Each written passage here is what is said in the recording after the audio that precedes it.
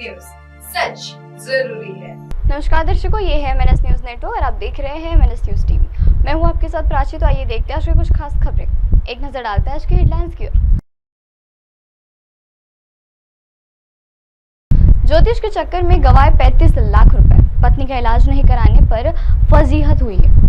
सुपारी देकर कराई गई वृद्ध की हत्या। आइए देखते हैं खबरें विस्तार से। ज्योतिष के चक्कर में आकर गंवाए 35 लाख रुपए। नागपुर में भविष्य पता करने के चक्कर में ज्योतिष के संपर्क में आए निर्माण कार्य ठेकेदार को नकदी सहित 35 लाख रुपए में हाथ जोड़ने पड़े हैं। मनकापुर पुलिस ने ज्योतिष और उनकी पत्नी के खिलाफ मामला दर्ज किया है।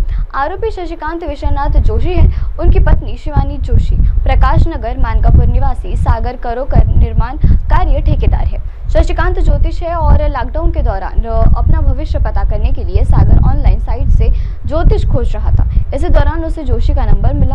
उन्होंने फोन करने पर सागर से सलाह मशवरा किया। इसके बाद उनके जोशी से बंधुआ संबंध हो गए।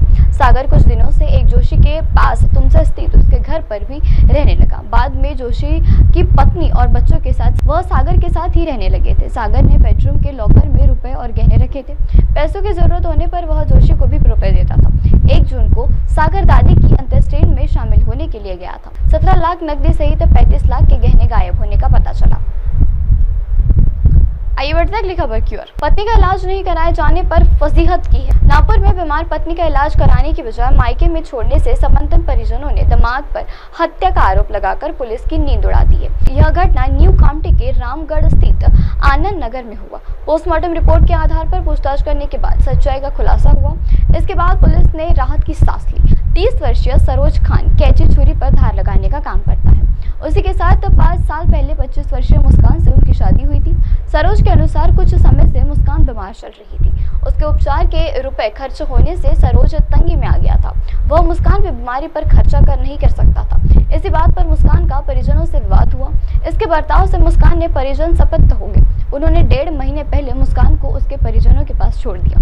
बीमारी के चलते हुए सोमवार को रात मुस्कान की मृत्यु हो गई और मौत से परिजन आहत हो गए। कामटी पुलिस को तकिए से द्वारा मुंह दबाकर मुस्कान की हत्या करने का बताया। मुस्कान के परिजनों ने बताया कि सरोज का घर उनके घर से कई दूर है और सरोज जो कुछ तड़के 4:30 बजे ससुराल आया था।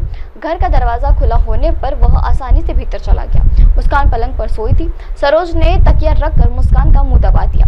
परिजनों ने बताया कि दम घुटने से मुस्कान तड़प रही थी। खुद को बचाने के लिए वह हाथ पैर पटकने लगी और हाथ पैर पटकते दौरान उसने अपने भाई साथ ही सोए हुए को जगाया। उन्होंने सरोज को पकड़ने का प्रयास किया। सरोज पर हमला कर वह फरार हो गया। घटना की पूरी वारदात बताते हुए पुलिस तत्काल हरकत में आ गई। आइए बढ़ते अगली खबर की ओर। सुपारी देकर कराई गई वृद्ध की हत्या। नागपुर में करोड़ों रुपए की संपत्ति को लेकर चल रहे विवाद में वृद्ध की सुपारी देकर कार से कुचलकर हत्या कर जाने का मामला सामने आया है। मृतक बुजुर्ग के भाई की संपर्क में क्राइम ब्रांच के एक गुथित को सुलझाना सुपारी क्लीन से जुड़े 2 आरोपियों को गिरफ्तार किया है। इनमें से सचिन धार्मिक और नीरज 99 उर्फ नाइट शामिल है। इसी सुपारी क्लिनिक में मृत्यु के बेहद करीब लोगों के लिप्त होने का पता चला है। प्रकरण संवेदनशील होने से पुलिस गोपनीयता बताई जा रही है।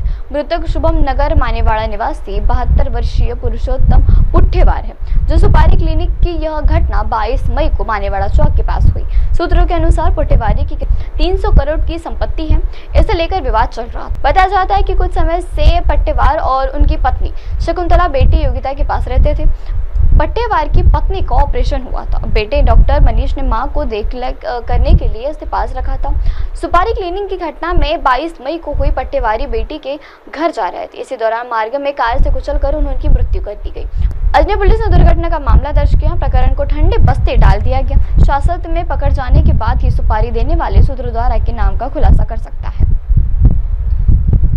अब आप हमारे न्यूज चैनल को अपने मोबाइल ऐप पर भी देख सकते हैं। अपने मोबाइल ऐप पर देखने के लिए प्ले स्टोर से MNS news TV app download करें। इंस्टा, हाइक, ट्विटर, कुक और फेसबुक जैसे कई सोशल मीडिया प्लेटफॉर्म पर हमारा चैनल उपलब्ध है। आप इसे यूट्यूब पर भी देख सकते हैं। आप इसे यूट्यूब लाइव भी देख सकते हैं www.mnsnewstv.com पर। अब वक्त चला देश को ब्रेक का। ब्रेक लौटने के बाद देखिएगा देश और दुनिया की तमाम बड़ी खबरें। बने रहिए MNS न्यूज टीवी पर। नमस्कार।